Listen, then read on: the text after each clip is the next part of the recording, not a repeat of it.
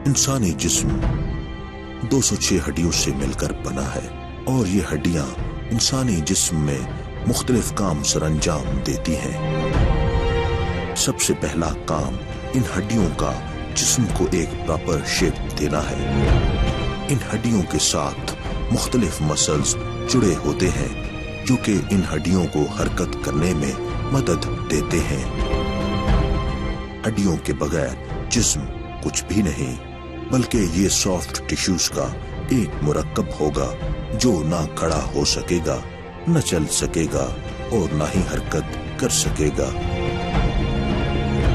پھر ہڈیوں کا ایک اور اہم کام جسم میں موجود نازک اعضاء کی حفاظت بھی ہے، جیسے دماغ کی حفاظت سر کی ہڈیاں کرتی ہیں، دل اور پھیپھڑوں کی حفاظت ربس کی ہڈیاں کرتی ہیں۔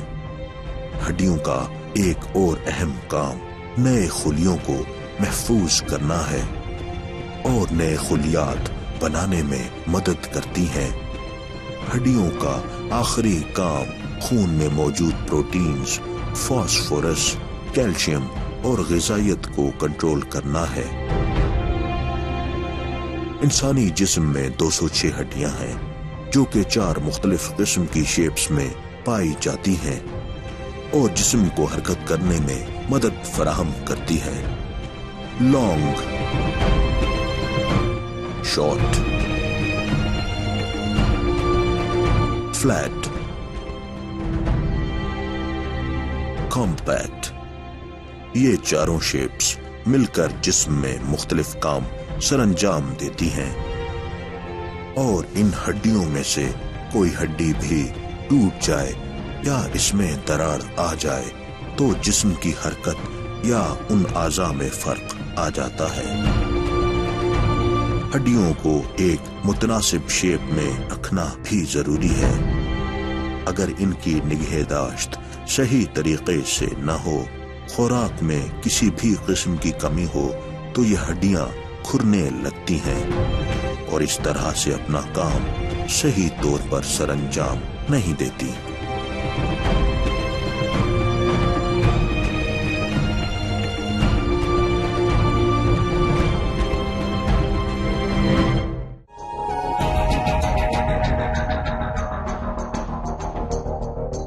السلام علیکم ناظرین، میرا نام ڈاکٹر پرویز اقبال ہے۔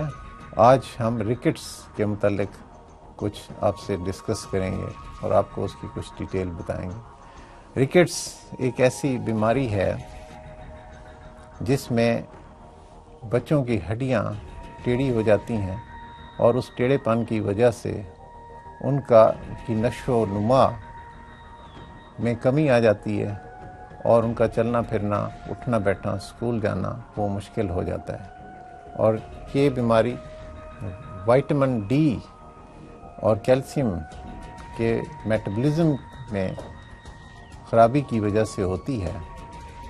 وائٹامن ڈی کی یا تو کمی ہوتی ہے، اس کی پوری طرح سے خوراک میں شامل نہیں ہوتا، اس کی مقدار کم ہوتی ہے، یا پھر کسی وجہ سے جذب نہیں ہوتا۔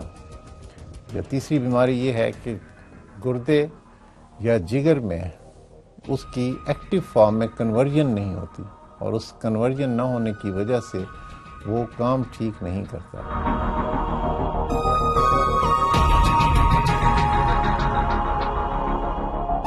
اس بیماری کی علامات اس طرح سے ہیں کہ ہڈیاں نرم ہو جاتی ہیں، ٹانگیں ٹیڑھی ہو جاتی ہیں، سر جو ہے وہ اس کا بڑا ہو جاتا ہے جس کو فرنٹل باسنگ کہتے ہیں، چھاتی ٹیڑھی ہو جاتی ہے بچوں کی، اور چھاتی کے اوپر کچھ بونی سویلنگز وہ اپیئر ہونا شروع ہو جاتی ہیں، پھر ٹانگیں باہر کی طرف گھٹنوں کے مقام پر ٹیڑھی ہو جاتی ہیں اور چلنے پھرنے میں کافی مشکل ہوتی ہے۔ بچوں کی ہائٹ بھی اس میں کم رہ جاتی ہے۔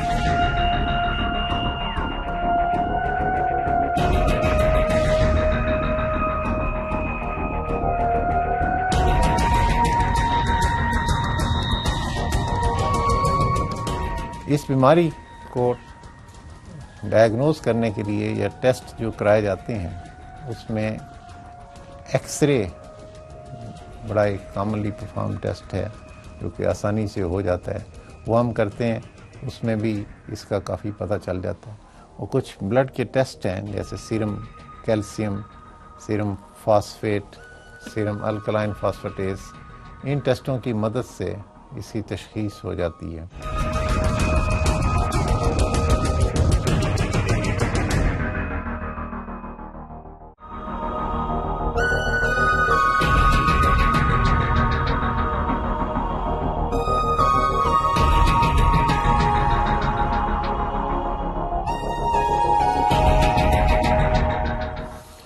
اور اس تشخیص کے بعد اس کا علاج اس وزن کے اعتبار سے بچے کو کریکٹ ڈوز میں وائٹامن ڈی دیتے ہیں، اور وائٹامن ڈی اور کیلشیم اور ہائی پروٹین ڈائٹ دینے سے ان میں امپرومنٹ شروع ہو جاتی ہے. اور اس کی امپرومنٹ کے لیے یہ ضروری ہے کہ یہ کافی لمبے عرصے کے لیے کیلشیم اور وائٹامن ڈی بچوں کو دیا جائے. اور بعض دفعہ ایسے ہوتا ہے کہ اس بیماری کی تشخیص تو 1 سال کی عمر میں ہوتی ہے، لیکن علاج 10 سال یا 15 سال تک بچے کو رکھنا پڑتا ہے انڈر آبزرویشن. اگر ضرورت ہو تو اس کو مانیٹر بھی کرنا پڑتا ہے، اس کو ایکسرسائز بھی ہوتے رہتے ہیں، کیونکہ اس میں ریلیپسز ہونے کا کافی امکان ہوتا ہے کہ ایک دفعہ بیماری ہو گئی، ہم نے علاج کر دیا، لیکن پھر دوبارہ سے شروع ہونے کا امکان اس میں ہوتا ہے. اور اگر بچوں کی ہڈیاں زیادہ ٹیڑھی ہوں اور بچے کی عمر 10 سال سے زیادہ ہو تو بعض دفعہ اس کو آپریشن کے ذریعے ان کو سیدھا بھی کرنا پڑتا ہے. اور گروئنگ ایج میں ہو، اگر بچے کی عمر 3 سے 5 سال کے درمیان ہے تو بعض دفعہ ہم ان بچوں کو سپلنٹس لگاتے ہیں جن کو ہم ایکسٹرنل سپورٹ کہتے ہیں، تاکہ جتنی ہڈی ٹیڑھی ہے اس کے اندر مزید ٹیڑھا پن پیدا نہ ہو، وہ بیماری وہیں پر رک جائے.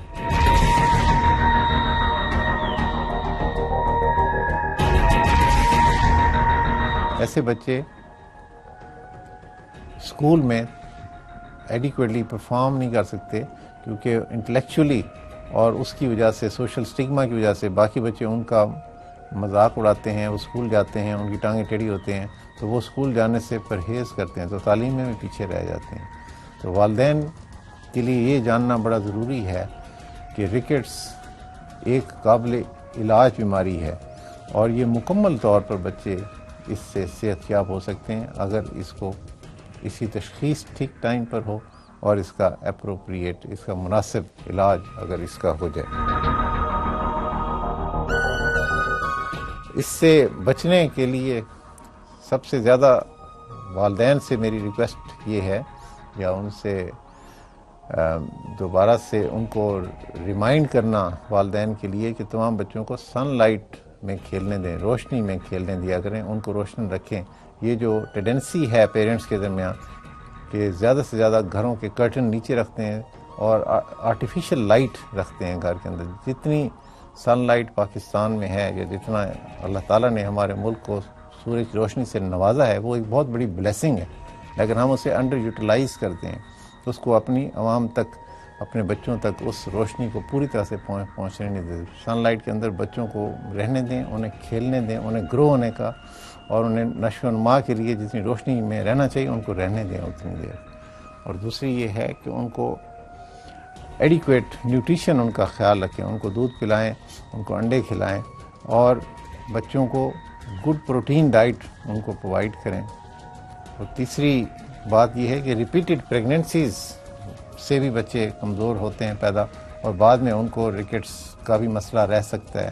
اور آسٹریو ملیشیا جو اس سے ریلیٹڈ بیماری ہے، جو کہ ماں کو ہو جاتی ہے، ماں خود اس کا شکار ہو جاتی ہے. تو کم از کم 2 پریگننسیز کے درمیان 3 to 4 ایئرس کا انٹرول رکھیں. یہ ویسے بھی ماں کی صحت کے لیے بہت ضروری ہے.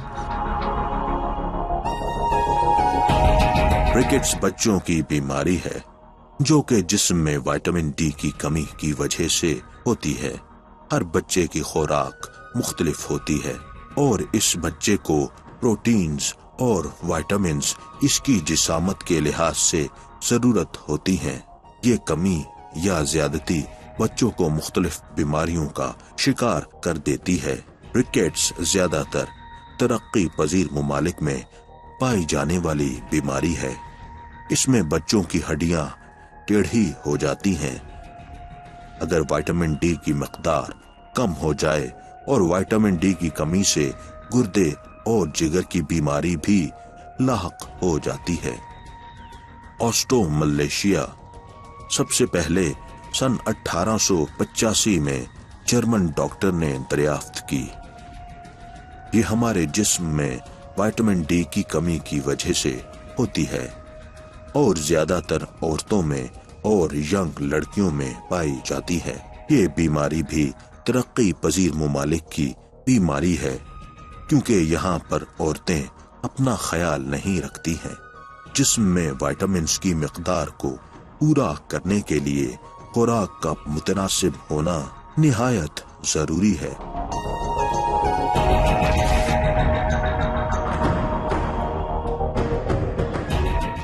मोअज़्ज़िज़ नाज़रीन, ऑस्टियोमलेशिया हड्डियों की वो बीमारी है जिससे हड्डियाँ कमज़ोर हो जाती हैं और उनके अंदर खुद ब खुद बग़ैर चोट के फ्रैक्चर होने लग जाते हैं बाज़ दफ़ा, और कमज़ोरी इस हद तक हो जाती है कि मरीज़ों का उठना और बैठना, चलना फिरना मुश्किल हो जाता है।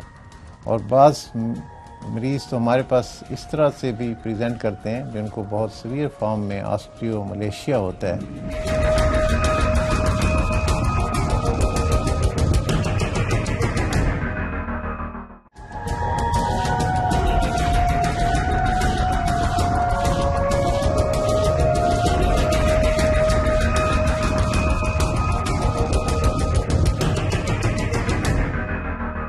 ऑस्टियोमलेशिया की डिफरेंट प्रेजेंटेशंस हैं। ये माइल्ड होता है, मॉडरेट, जो सीवियर फॉर्म में प्रेजेंट करता है, और सीवियर फॉर्म में अगर हो, बहुत शदीद इसका असर हो जिस्म पर, तो इसकी वजह से फ्रैक्चर भी हो जाते हैं, जिसको हम सूडो फ्रैक्चर्स कहते हैं। एक्चुअल फ्रैक्चर्स नहीं होते, लेकिन एक्सरे के ऊपर उस पर डेफिशिएंसी फ्रैक्चर की तरह से ही नज़र आती है। मरीज़ों का चलना फिरना काफ़ी मुश्किल होता है, और जो पेल्विस इसमें सबसे ज़्यादा और हिप की बोन इससे सबसे ज़्यादा असर होता है। इसकी बुनियादी वजह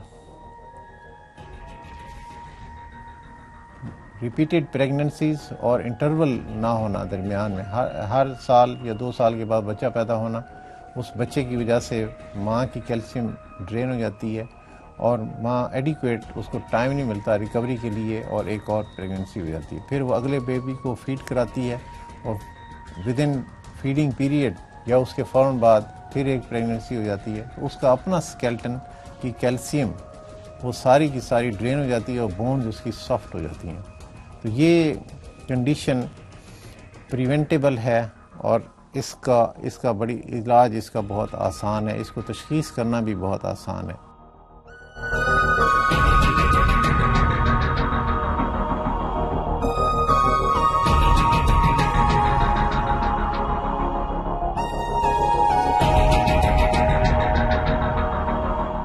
इसकी तशख़ीस सिर्फ एक्सरे से भी हो जाती है, और बाज़ दफ़ा हम कुछ टेस्ट कराते हैं ब्लड के, उसमें सीरम कैल्शियम, सीरम फास्फेट और एल्कलाइन फास्फेटेज, ये टेस्ट कराकर इससे भी हमें पता चल जाता है कि पेशेंट को ऑस्टियोमलेशिया है। और ऑस्टियोमलेशिया की ट्रीटमेंट शुरू करते हैं, उनको कैल्शियम देते हैं, उनको डाइट में प्रोटीन बढ़ाते हैं, उनको विटामिन डी देते हैं ताकि कैल्शियम की बॉडी में एब्जॉर्प्शन हो सके। उसके इलाज शुरू करने के 1 या 2 महीने के बाद ही इम्प्रूवमेंट शुरू हो जाती है, लेकिन इन पेशेंट्स को भी काफ़ी लंबी देर के लिए हम अंडर ऑब्जर्वेशन रखते हैं और ट्रीटमेंट देते रहते हैं जब तक उनके सारे पैरामीटर्स नॉर्मल नहीं हो जाते। इस बीमारी की तशख़ीस जैसे मैंने बताया एक्सरे और टेस्टों से हो जाती है, और इसका जो इलाज करते हैं ऐसा पेशेंट रिकवर करना शुरू हो जाते हैं, उनके उठना बैठना नॉर्मल हो जाता है और उनकी दर्द ख़त्म हो जाती है, उनके अंदर जो डिफॉर्मिटीज़ होने का भी इम्कान नहीं रहता, और ریکوری ہو جاتی ہے. یہ فلی پریونٹیبل اور ٹریٹیبل ڈیزیز ہے.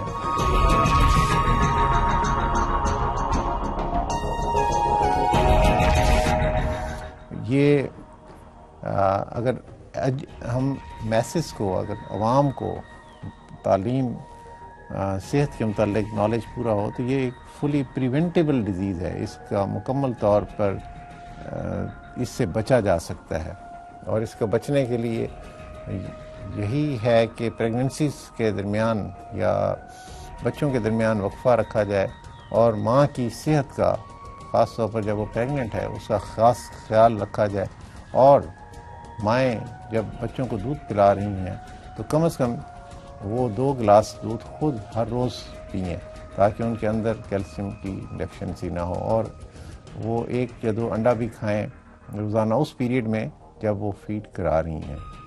عام طور پر یہ دیکھا گیا ہے کہ وہ پتلا ہونے کے لیے خود اپنا سب کچھ بند کر دیتے ہیں، کھانا پینا بالکل کم کر دیتی ہیں، دودھ بالکل نہیں پیتی. اگر آپ نے اپنے آپ کو فٹ رکھنا ہے، اپنے آپ کو ویٹ کم کرنا ہے تو آپ فیٹ کو کم کریں، آپ کاربوہائیڈریٹ کو کم کریں، پروٹین کو کم نہ کریں، ملک کو کم نہ کریں، کیلشیم کو کم نہ کریں، وائٹامن ڈی کو کم نہ کریں. یہ آپ کی صحت کے لیے بہت اسینشیل ہے. آپ ہر چیز چھوڑ دیں، یہ چیزیں نہ چھوڑیں. آپ یہ چیزیں جو کہ باڈی کو ڈی شیپ کرتی ہیں، اس کا ویٹ بڑھاتی ہیں، جیسے آپ چیز ہے یہ نہ لیں، آپ آئلی چیزیں نہ کھائیں، تلی ہوئی چیزیں نہ کھائیں، میٹھی چیزیں بند کریں، کسٹرڈ اور باقی چیزیں، لیکن دودھ پیتے رہیں، اور پروٹین والی ڈائٹ جیسے ایگ ہے اور ملک ہے یہ جاری رکھیں اور پینا. اس سے بیماری سے آپ بچے رہیں گے. ناظرین، آج ہم نے ریکٹس اور آسٹیوملیشیا جو کہ دونوں کیلشیم اور وائٹامن ڈی ڈیفیشنسی سے ریلیٹڈ ہیں، ان دونوں بیماریوں کے متعلق ڈسکشن کی. آپ کے پروگرام دیکھنے کا بہت شکریہ. خدا حافظ.